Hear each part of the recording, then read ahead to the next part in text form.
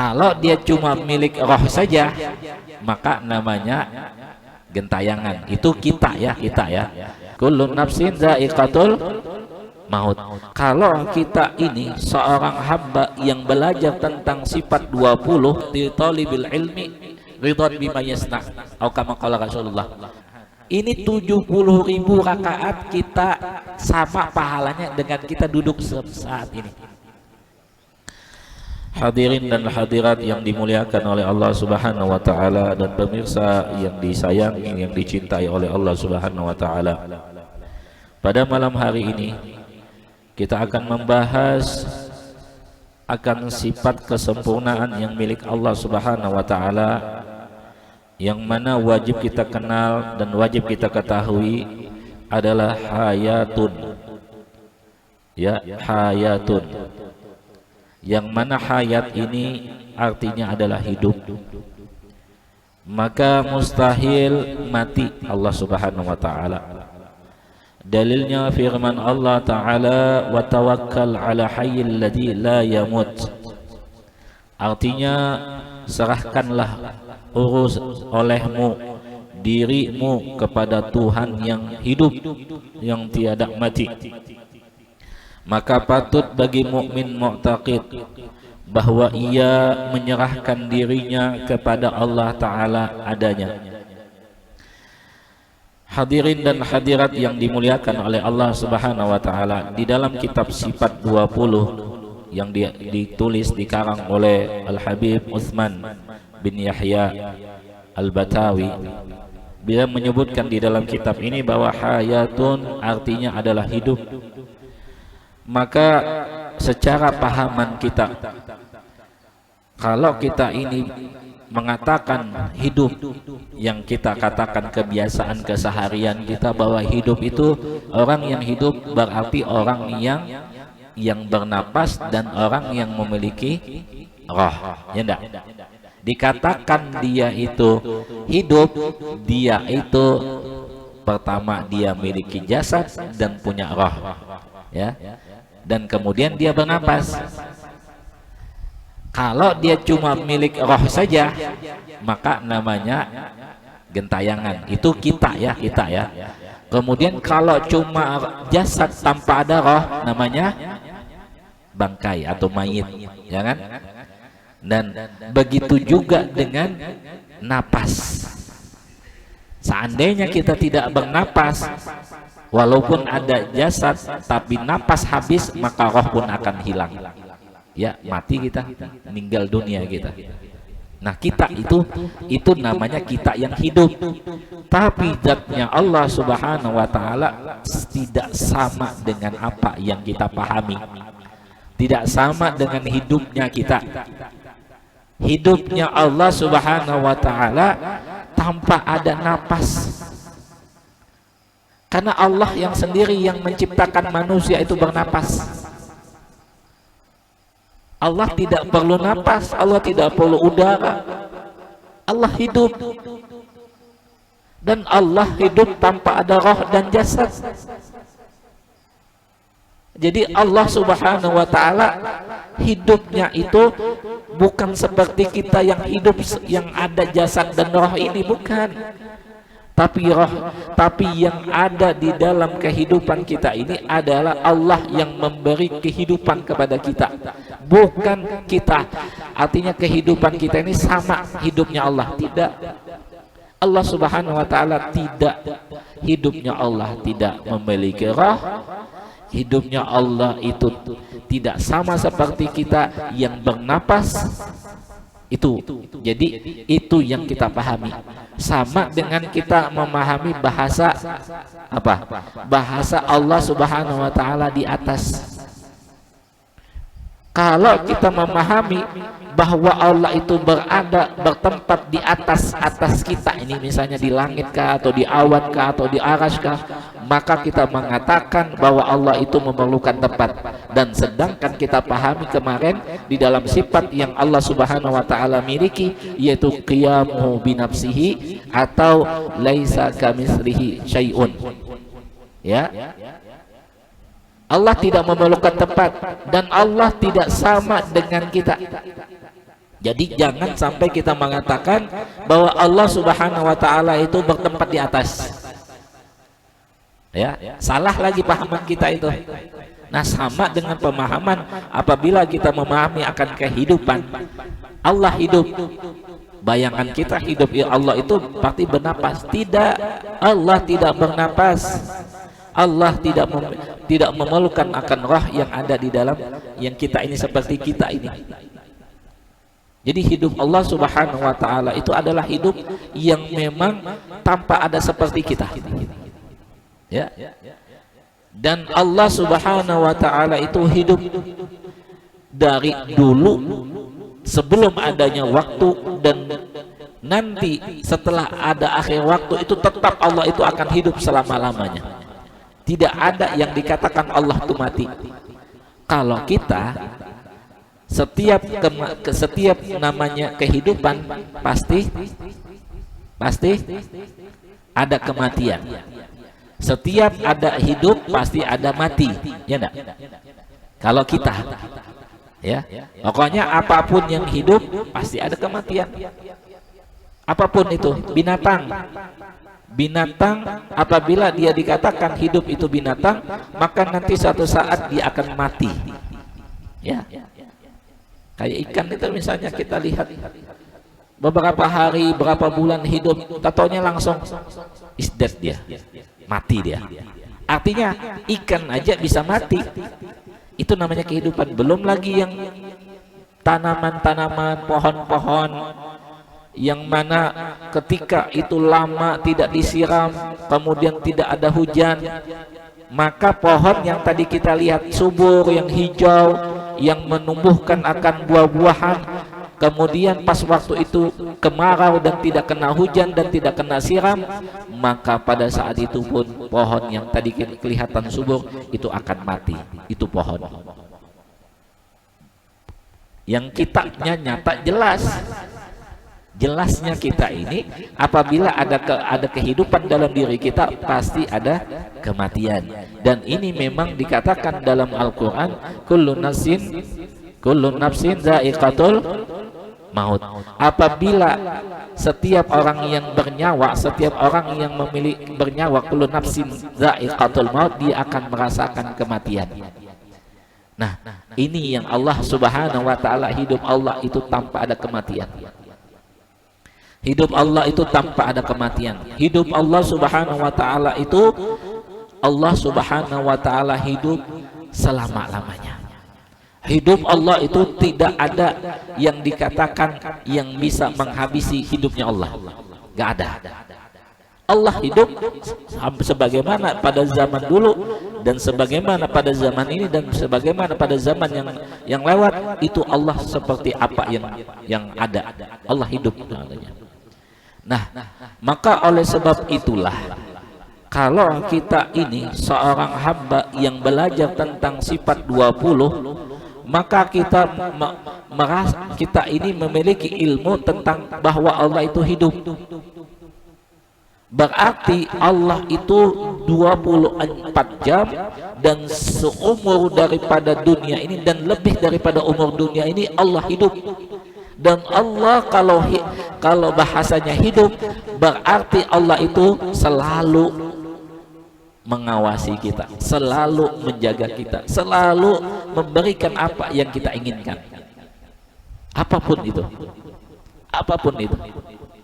Nah, maka kalau kita tanya apa dalilnya Allah itu hidup, maka jawabannya tadi. Apa jawabannya? Wa tawakkal ala hayyil ladzi la yamut. Bertawakkallah kepada zat yang maha hidup yang tidak akan mati. Berarti apa yang kita berada di dalam dunia ini, dan kita dalam keadaan menjadi hamba Allah Subhanahu wa taala, dan kita memiliki Tuhan yang Tuhan itu hidup dan tidak akan pernah mati, maka kita selalu berasa bahwa kita ini selalu dijaga, dipelihara, dan bahkan apapun yang kita harapkan, apapun yang kita inginkan diberi oleh Allah Subhanahu wa taala.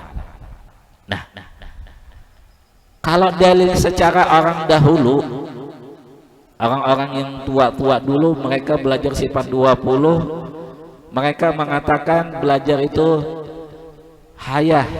Hayat itu artinya hidup. Dalilnya apa? Dalilnya gawian kita. Kita bekerja, kerjaan kita ini saat ini, gerak dan diam kita, berarti yang menggerakkan kita dan yang mendiamkan kita adalah yang hidup, yaitu adalah zat yang bernama Allah. Allah sanggup mendiamkan kita dan Allah sanggup juga menggerakkan kita. Karena apabila kita itu digerakkan dan didiamkan oleh Allah, berarti yang menggerakkan dan yang mendiamkan ini adalah zat yang hidup. Zat yang hidup. Nah, kalau sudah begini, berarti kita ini tidak ada apa-apa. Ya enggak? Karena kita digerakkan dan didiamkan. Coba kita mengatakan kita yang sanggup bergerak.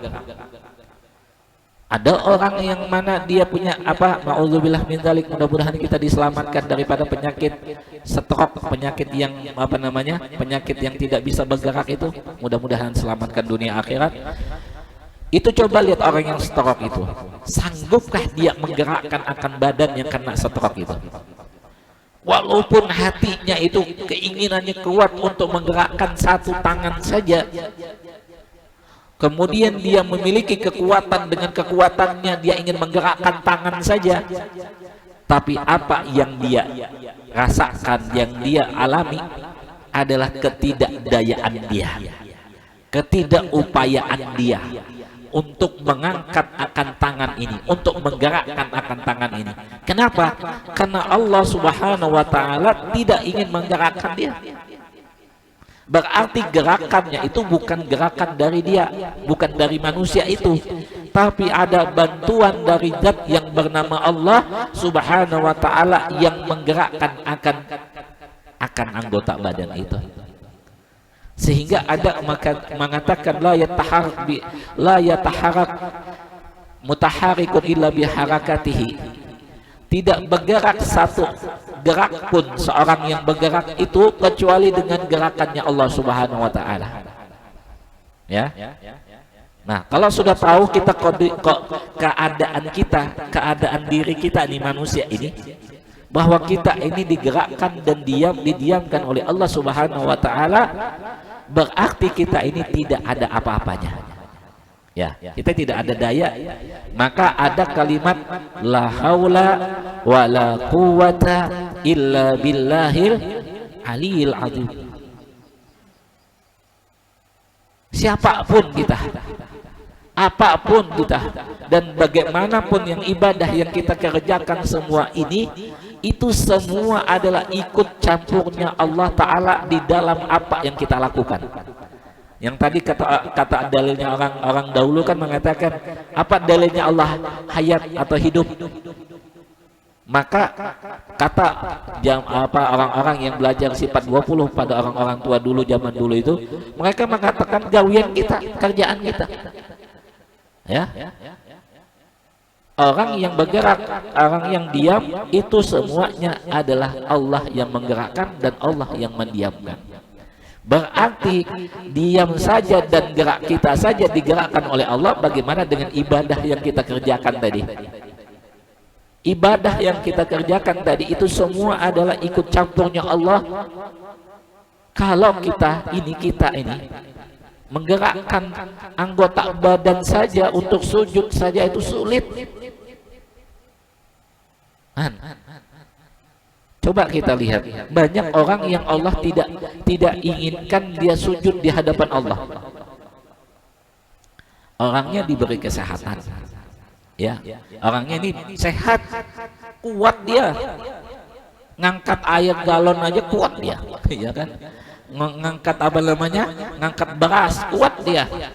Ya, apa lagi ngangkat jualan kah nasi kuning, ya kan? Ngangkat apa termos nasi kuning yang berapa kilo itu kuat dia.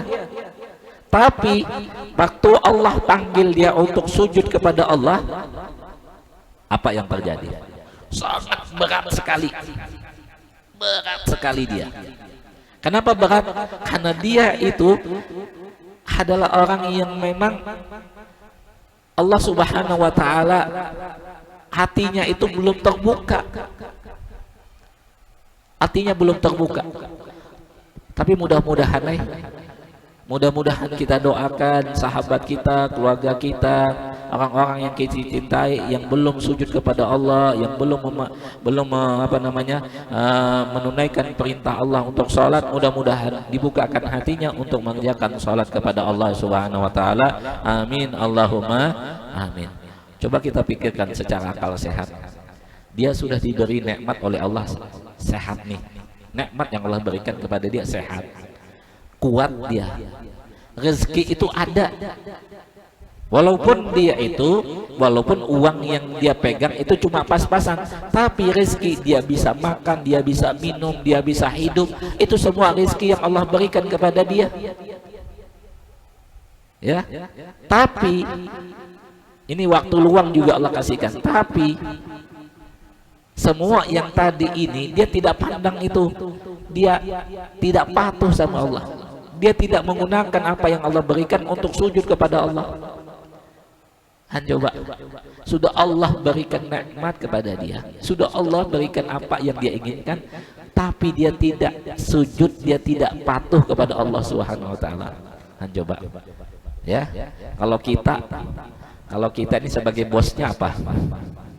Ini misalnya ini punya anak buah kita, kerja malas, ya kerja malas, disuruh ini nggak mau, apalagi, ya orangnya ada sehat, tapi kalau mau setiap ada gajian dia duluan gitu, minta, ya kan, sampai dia ngatakan rezeki anak soleh, di mana solehnya, ya di mana solehnya, nah apa yang kita lakukan?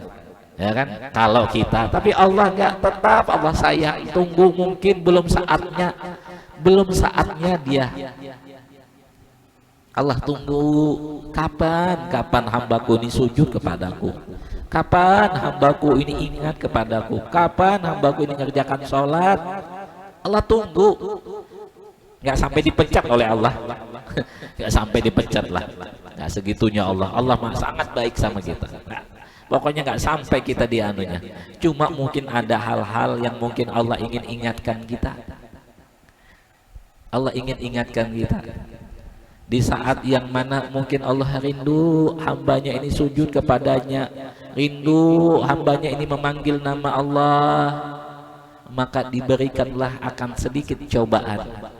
Mungkin sakitlah, atau mungkin dia ada sedikit apa gitu kecelakaan, kemudian nggak bisa sedikit jalan. Nah, biasanya nih, kalau orang sudah begitu, apa yang diucapkan, apa yang dia minta? Pasti dia manggil, ya Allah tolong sehatkan saya ya Allah, ya enggak? Ya enggak?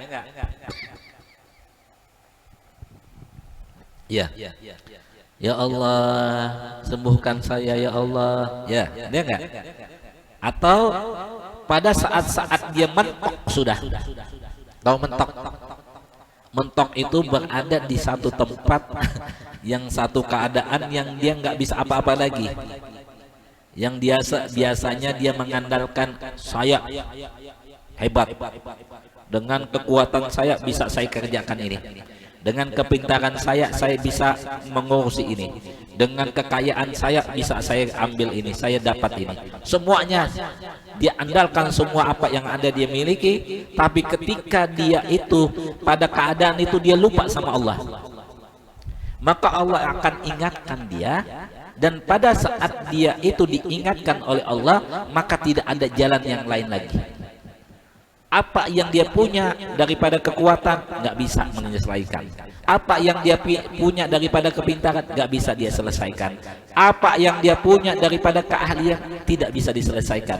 Semuanya tidak ada yang apa yang ada dalam dirinya nggak bisa menyelesaikan apa yang ada di hadapannya.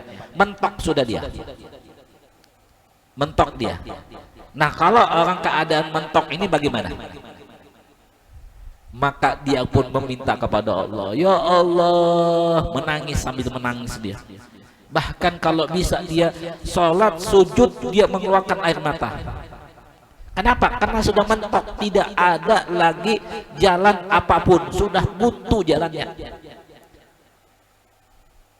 Mau mengandalkan diri sendiri nggak bisa, mau mengandalkan orang lain juga tidak bisa. Yang bisa diandalkan satu-satunya pada keadaan itu cuma zat yang bernama Allah. Nah, maka pada saat ketika kita itu dalam keadaan buntu, dalam keadaan mentok, maka Allah pun akan hadir di saat kita itu. Dengan kekuasaannya Allah, dengan kehebatannya Allah, Allah bantu kita. Allah bantu kita. Dan sampai terucap, ya Allah, saya baru tahu bahwa Engkau itu baik. Dan sampai segitunya.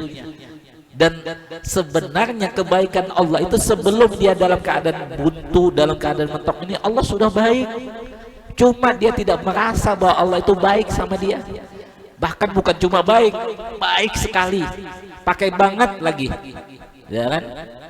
Pakai banget lagi Allah baik sama dia. Cuma dia lupa bahwa itu adalah sebuah kebaikan dari Allah. Kemudian dia merasa dia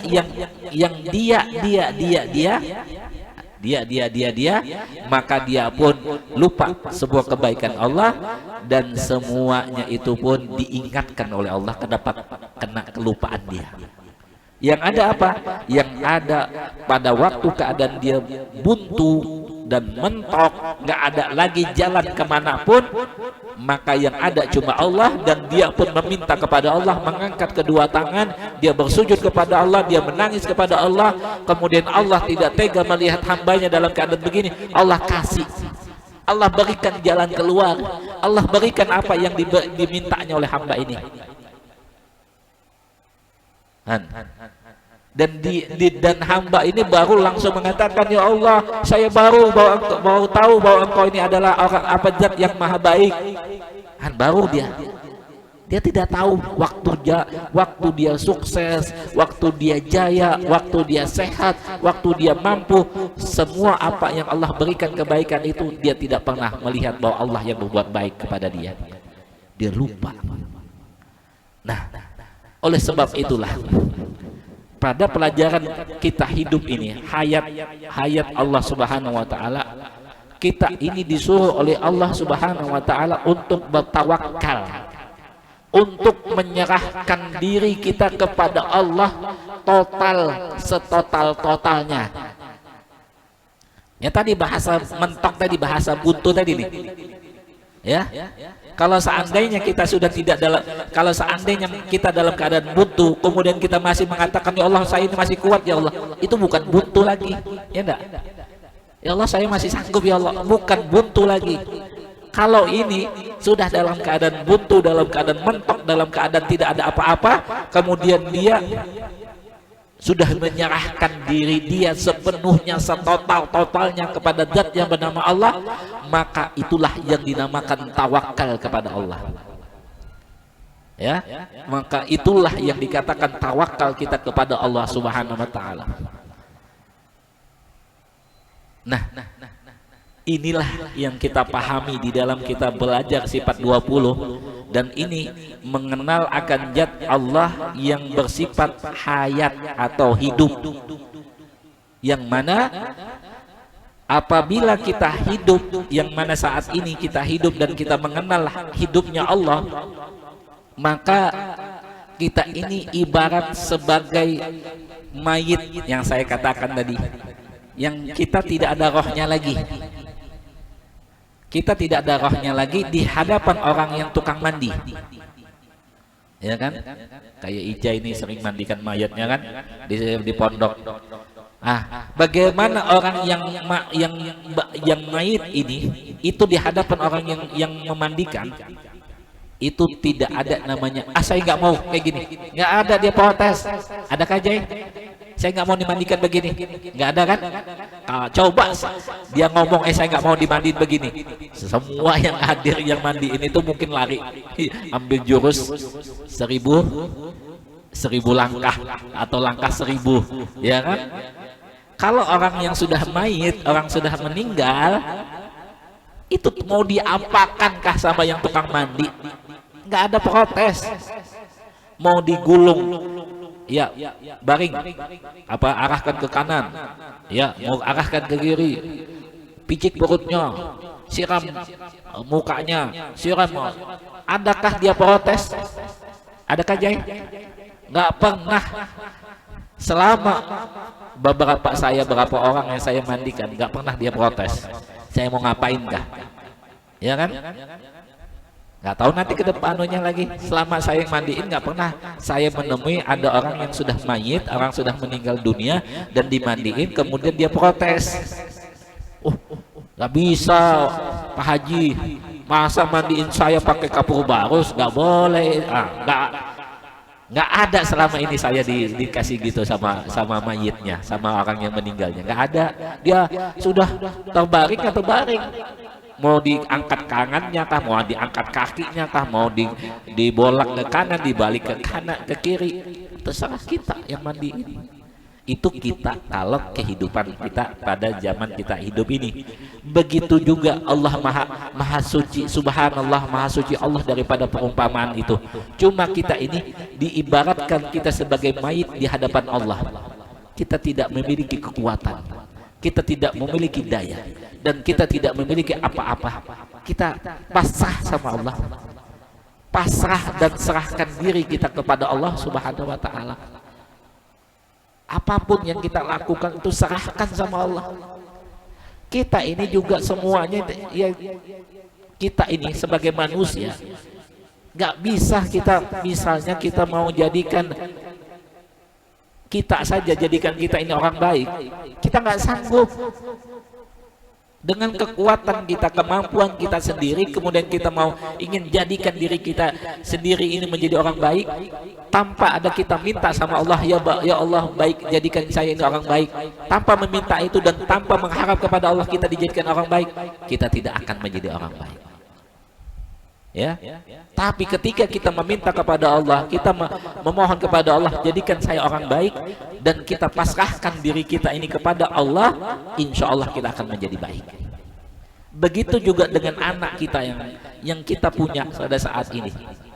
Kita tidak akan menjadikan apa yang kita harapkan kepada anak kita seperti apa yang kita harapkan,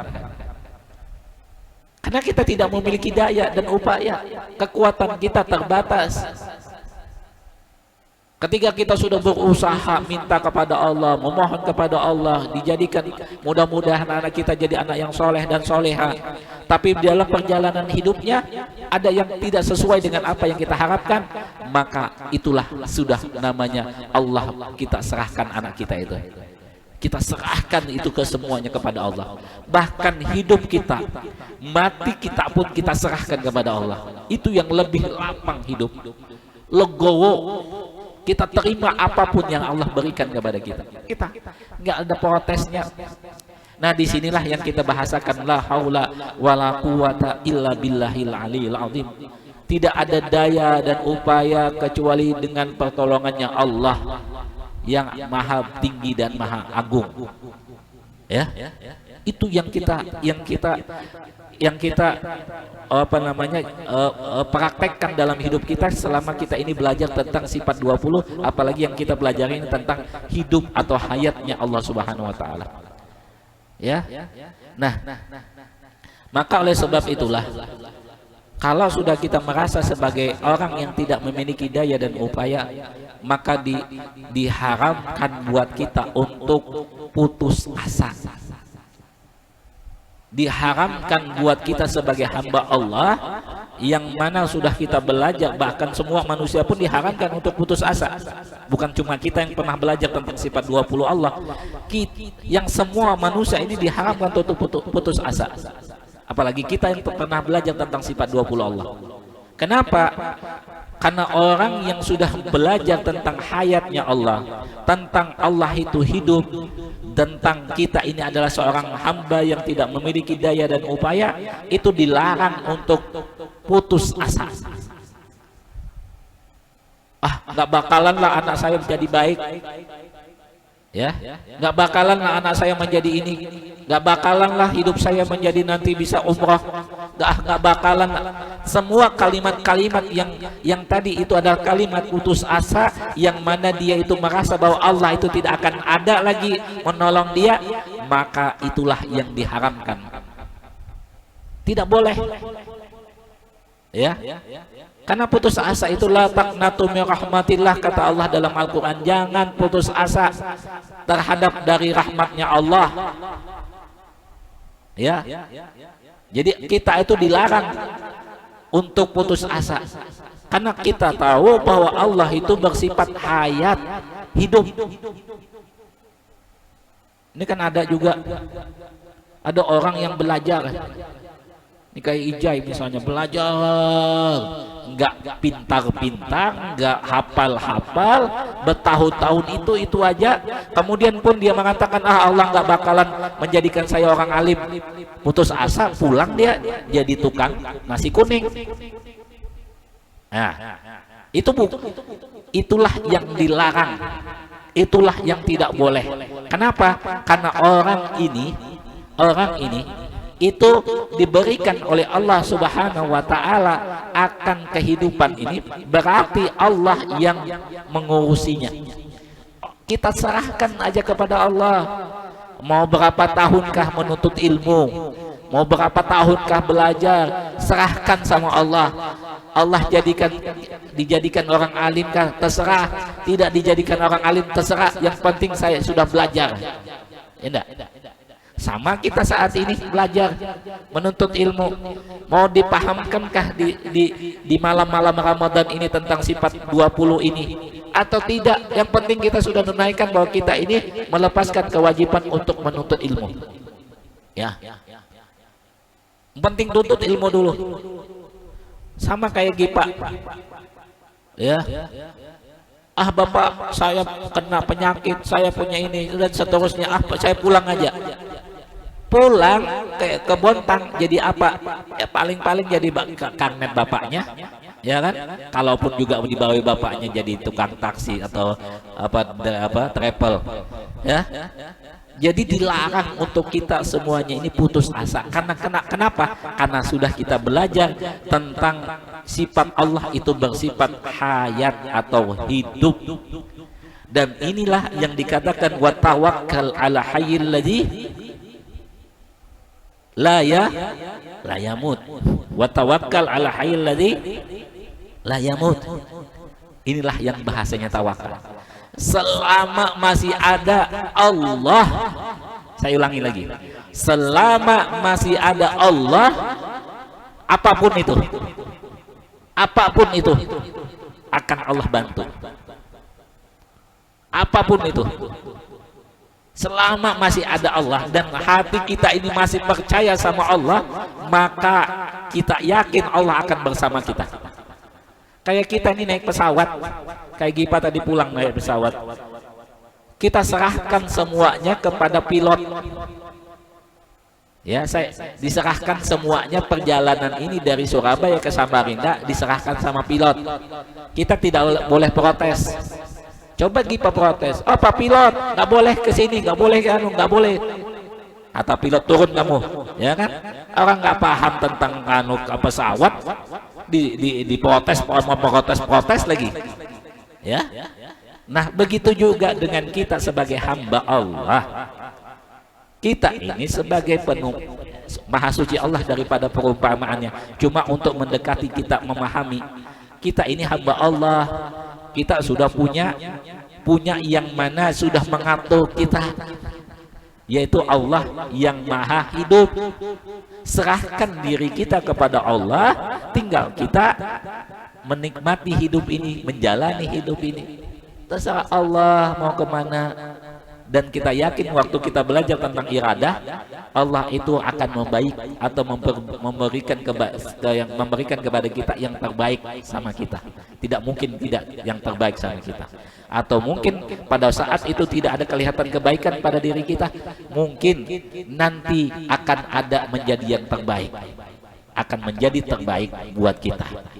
Karena mungkin pada saat itu kita disuruh sabar, dan sabar itu nanti akan menjadi yang terbaik.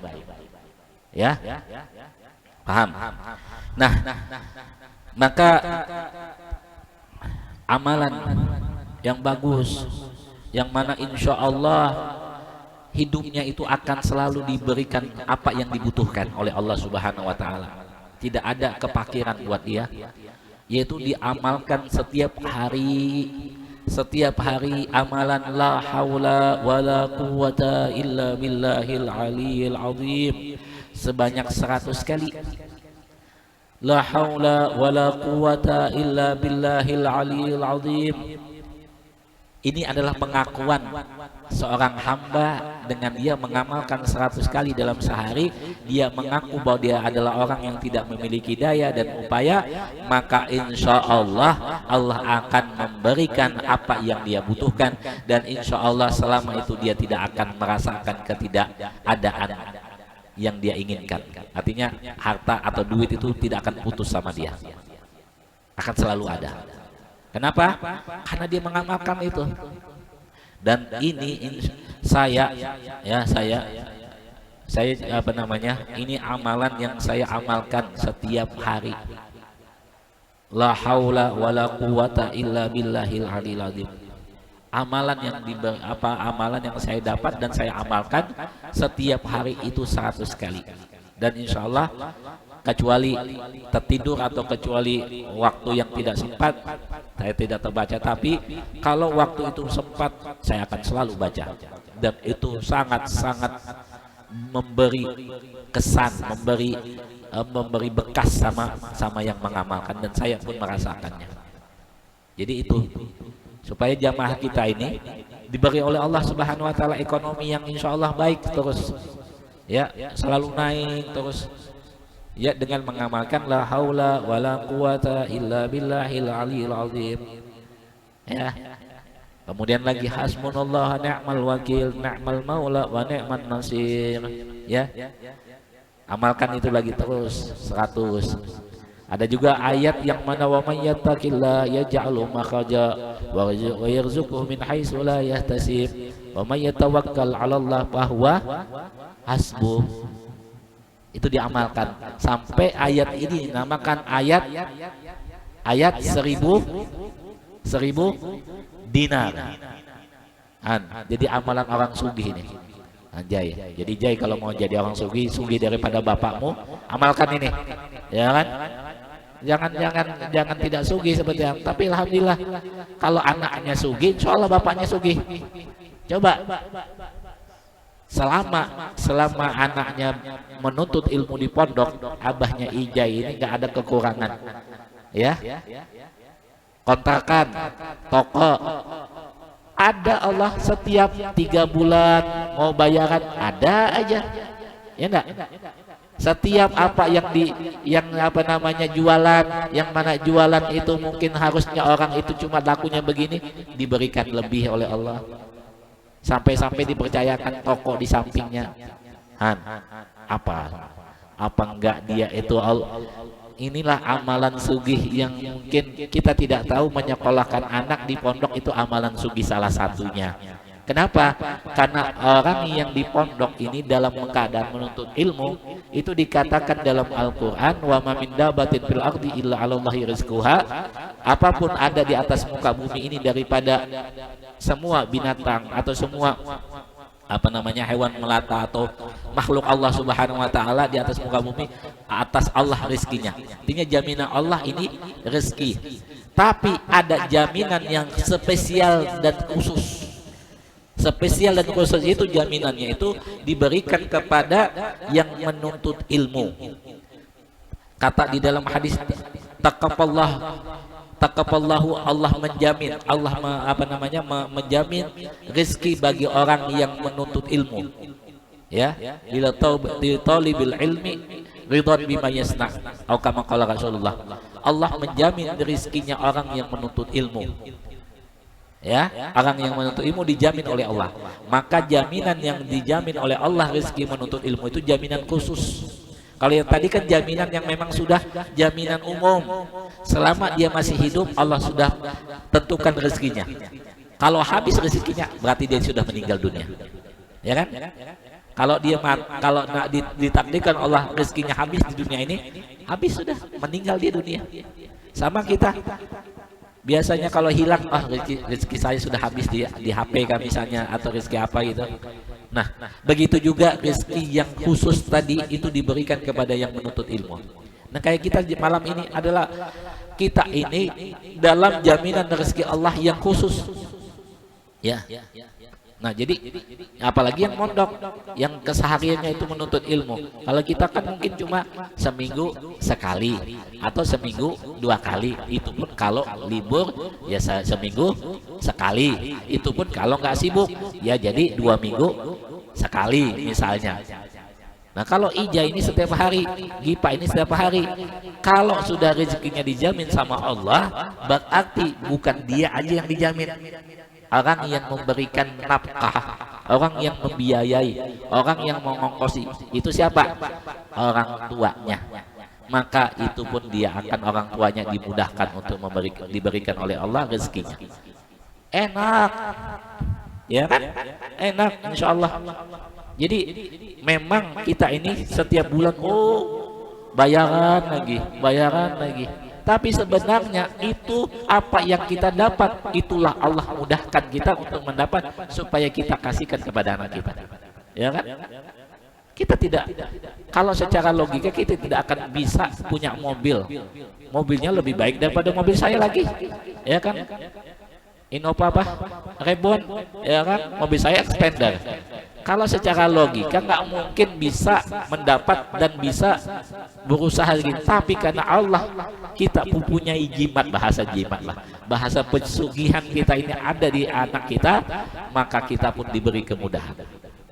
Yakinlah, insya Allah apa yang dilakukan di pondok oleh anak kita, itulah sebabnya kita mendapat rezeki.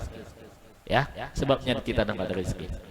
Nah, disinilah yang mana tadi saya kasih amalan tadi, apa tadi?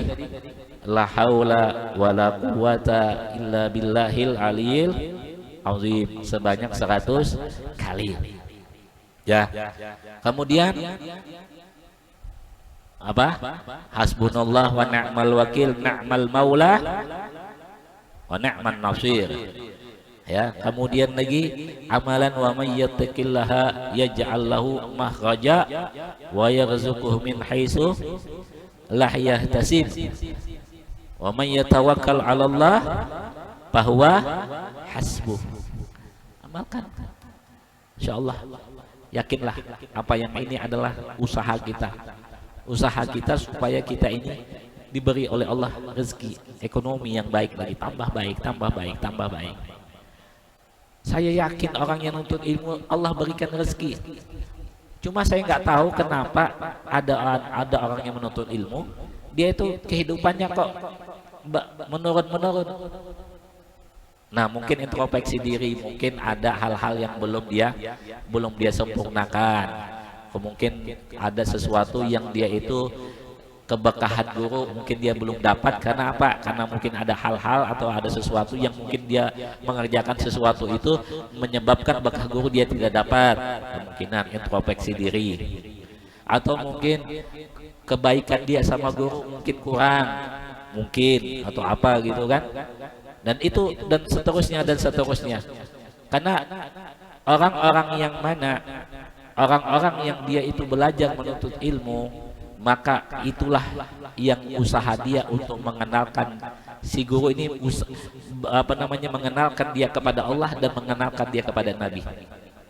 Ya, kalau seandainya ada orang memberikan satu amplop misalnya 1 M, kepada orang yang mengajarkan satu ilmu, dan itu jangan sampai kita katakan kebanyakan.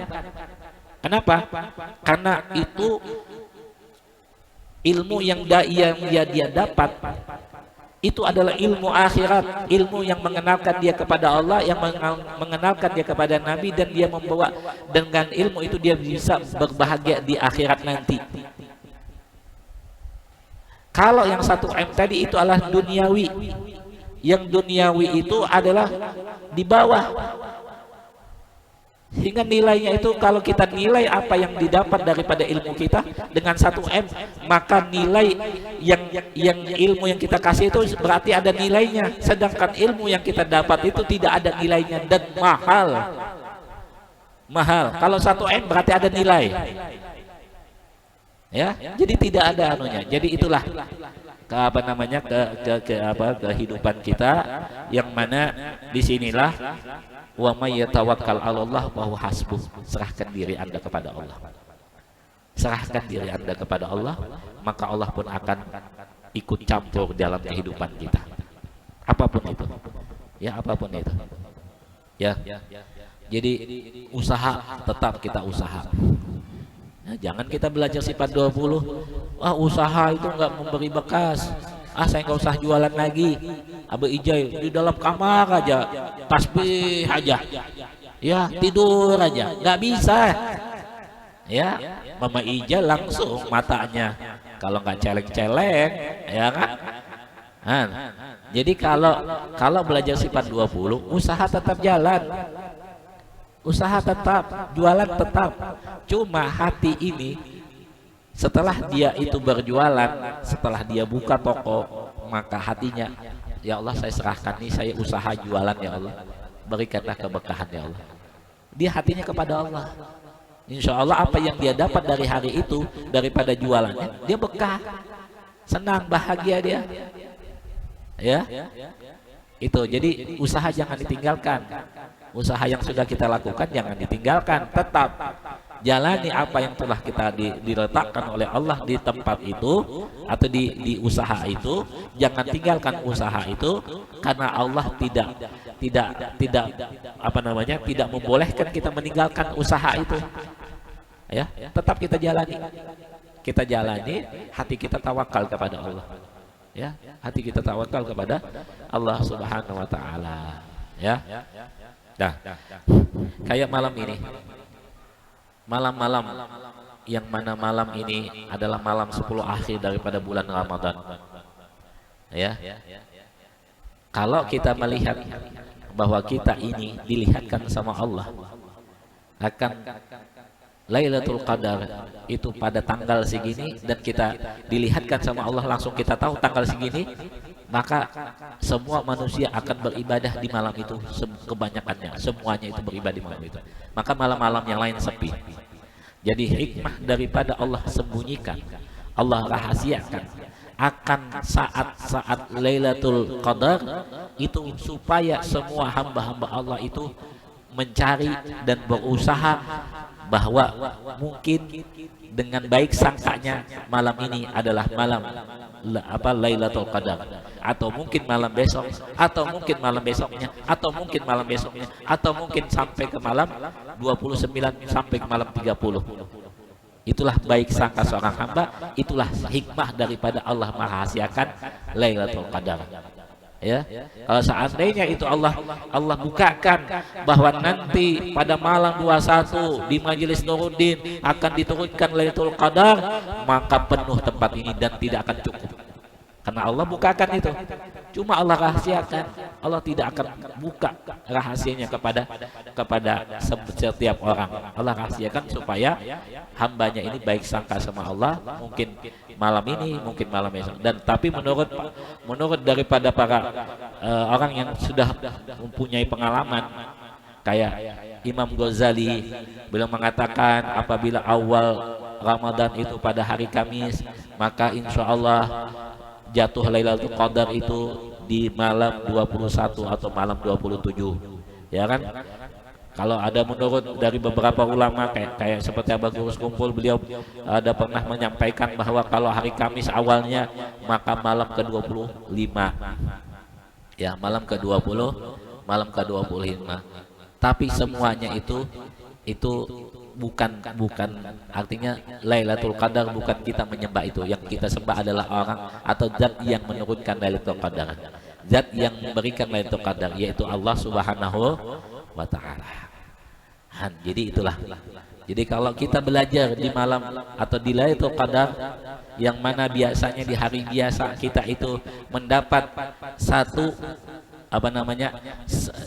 waktu ini sama dengan 1000 rakaat, maka apabila kita belajar di bulan Ramadan maka kita mendapat 1000 rakaat tadi dikalikan 70, yaitu 70.000 rakaat kita dapat. Jadi sama orang yang 70.000 rakaat sholat dengan kita duduk beberapa jam. Yang saat ini kita duduk ini beberapa menit, berapa jam ini sama kita 70.000 rakaat. Adakah yang sanggup? Gipa, sholat 70 rakaat sanggup kah? Nggak ada yang sanggup, bapaknya aja nggak sanggup, apalagi Gipa, ya kan? 70.000 rakaat, 20 rakaat aja sudah goyang, ya kan? Apalagi imamnya agak lambat, ya kan, agak goyang kita, ya kan? Ini 70.000 rakaat kita sama pahalanya dengan kita duduk saat ini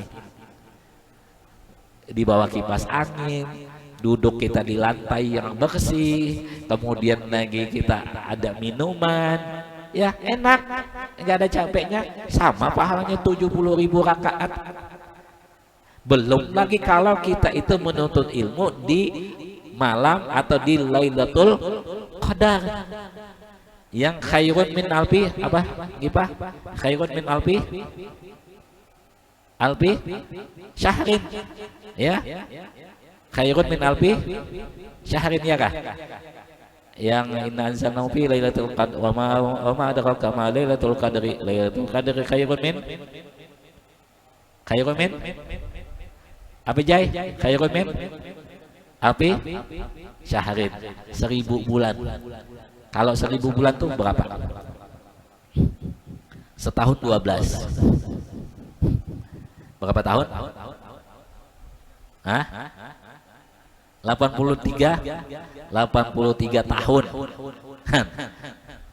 83 tahun. Seandainya kita 70.000 rakaat tadi, ya, anggaplah kita beribadah tadi dikalikan 83 tahun, ya Allah, untungnya ya kalau kita mau hitung-hitungan, tapi insya Allah lah, ya cukup dengan kita aja duduk di majelis sudah cukup ya, insya Allah itulah keberkahan. Ya, jadi orang yang belajar ini beda dengan orang yang tidak belajar. Orang yang belajar ya itu asal oh saya mau baca Al-Quran, ya pahala dapat, atau berbagi takjil, oh dapat pahala. Cuma mungkin ada yang lebih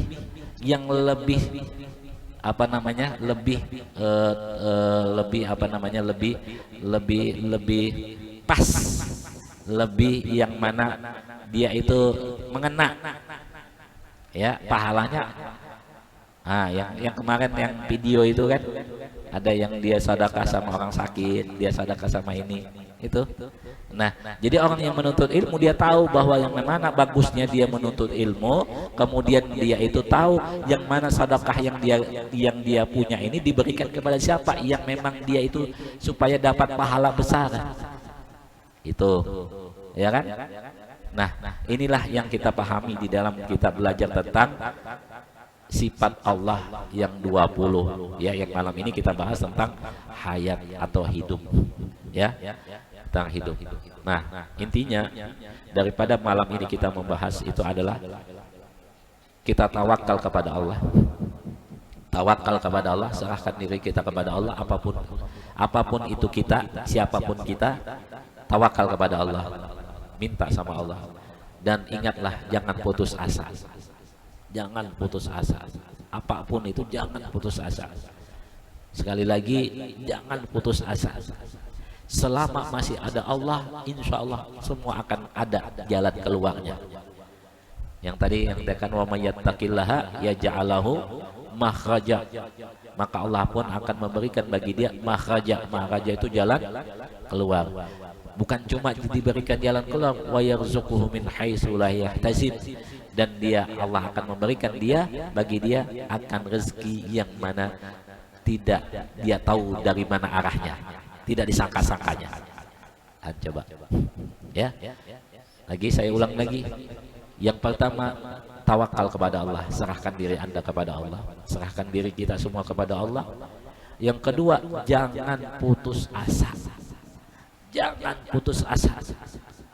Jangan sekali-kali putus asa. Ya, apapun itu masalah yang kita hadapi, apapun itu yang kita di hadapan kita, tetap jangan putus asa. Allah masih ada, selama Allah masih ada, jangan ada namanya putus asa. Ya, apapun itu jangan sampai putus asa. Ya, nah, dan kemudian apa yang tadi kita dapat itu, amalan-amalan tadi ya kita amalkan. Ya, kita amalkan. Kita amalkan, insya Allah lah, mudah-mudahan. Saya berharap semua jamaah Majelis Nuruddin ini ekonominya itu di atas semuanya, ya kan? Rezekinya itu di atas semuanya. Rezekinya itu semua apabila diinginkan ada. Itu yang saya harapkan. Saya selalu berdoa. Jadi setiap malam sebelum sholat subuh, di waktu sahur, saya sujud kepada Allah, sholat taubat, sholat hajat. Salah satu saya selipkan di dalam doa saya, di dalam sujud itu saya minta kepada Allah, mudah-mudahan jamaah, ya jamaah Majelis Nuruddin ini diberikan rezeki yang luas, sehat badan. Itu yang saya anunya. Dan saya khususkan kepada orang yang berbuat baik kepada saya. Kan di dalam doa tarawih tadi, waman ahsana ilayya atau waman ahsana ilaina, dan orang yang berbuat baik kepada kami atau kepada saya, maka saya pun akan mendoakan dia, karena saya tidak akan melupakan kebaikan orang. Kalau dia memberikan kebaikan pada saya akan memberikan kebaikan dia, atau kebaikan saya balas dengan kebaikan yang mana saya doa kepada Allah untuk diberikan kebaikan kepada dia. Itu yang saya. Jadi itu yang selalu saya harapkan, selalu saya minta, ya. Doa untuk keluarga saya, untuk abah mama, kabul hajat, sehat walafiat dan semuanya, dan doa untuk keluarga kecil saya, ya, istri, anak-anak saya selalu doakan, ya, supaya kehidupan kita semua itu menjadi orang yang terbaik di hadapan Allah, dan ekonomi kita juga akan menjadi orang yang baik di hadapan Allah. Dan insya Allah, ya, semua kaum muslimin dan muslimat begitu juga. Semua alam dunia ini pun juga kita doakan, mudah-mudahan itu mendapat kebaikan dari Allah Subhanahu wa taala. Itu yang kita harapkan, ya. Ini saja yang bisa saya sampaikan. Ada pertanyaan? Tidak ada? Ya. Jadi intinya, yang sudah didudukan oleh Allah di pondok pesantren, terus belajar. Jangan lihat saya tidak bisa, jangan lihat saya tidak paham, jangan lihat saya tidak hafal. Jalani terus sampai kapanpun, sampai memang Allah sudah letakkan kita memang tidak anunya, tapi insya Allah akan selalu Allah berikan kemudahan. Dan juga apabila kita didudukan oleh Allah di satu kerjaan, di satu dagangan, jalani dengan tekun, dan perbaiki apa yang memang tidak baik, diperbaiki. Jualan kita, dagangan kita, muamalah kita, pelayanan kita sesama pedagang. Jadi kita berdagang, ya, pelayanan kita kepada pembeli kita bagaimana kita perbaiki, ya. Kita mungkin mereka tidak beli jualan kita, tapi kita memberi senyum sama mereka, itu sudah nilainya sedekah, ya.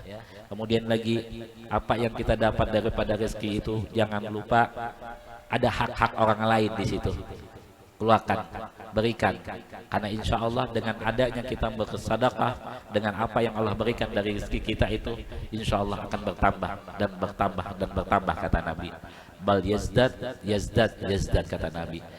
bertambah dan bertambah dan bertambah. Insya Allah itu berkah ya, dan insya Allah itu berkah.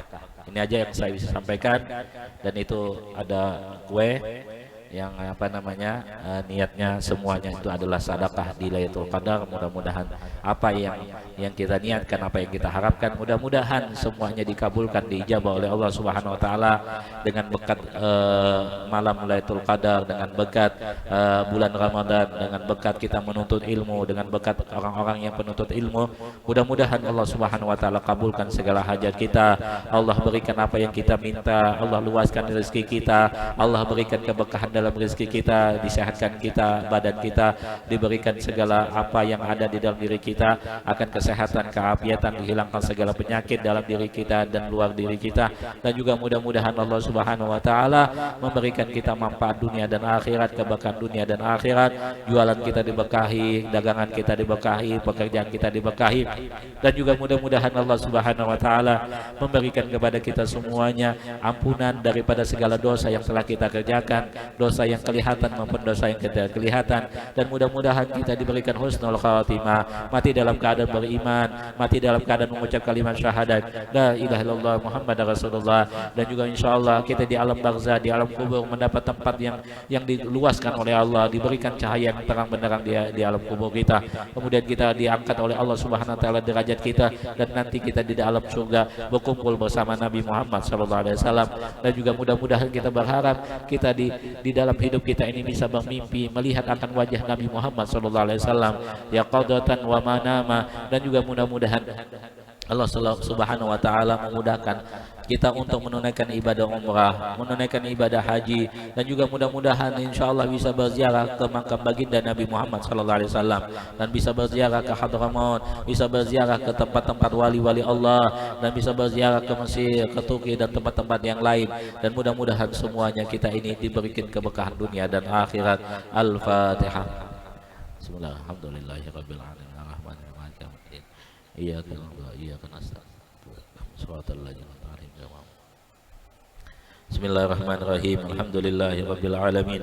Allahumma shalli wa sallim ala sayyidina Muhammadin wa ala alihi wa sahbihi ajmain. Allahumma inna nas'aluka ridhaka wa jannah wa na'udzubika min sakhatika wan nar. Allahumma inna nas'aluka al-'afwa wal 'afiyah wa mu'afata daimah fid dini wad dunya wal akhirah. Rabbana taqabbal minna innaka antas samiul alim wa tub 'alaina innaka antat tawwabur rahim.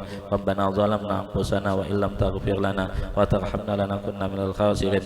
Subhanaka la ilma lana illa ma 'allamtana innaka antal alimul hakim wa tub 'alaina innaka antat tawwabur rahim.